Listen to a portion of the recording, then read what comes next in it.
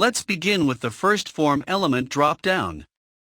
We open the form and label our dropdown, then we fill in the options. For example, if our app is about selling things and our label is quantity, our options would be 1, 2, 3, 4 pieces. Or if we are doing marketing research, we should write down the answers here. With the green plus button you can create a new option, and with the red minus button you can delete the option.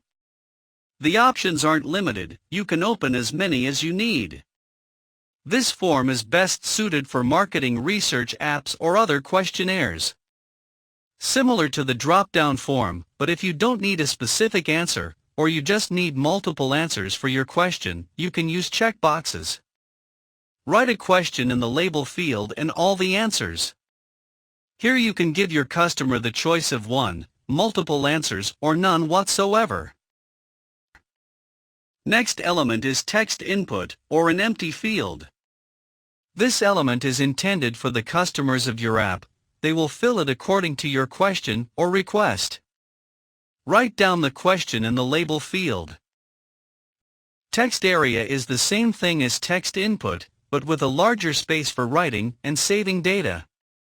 Here your customers can express their thoughts by answering your question with their own words.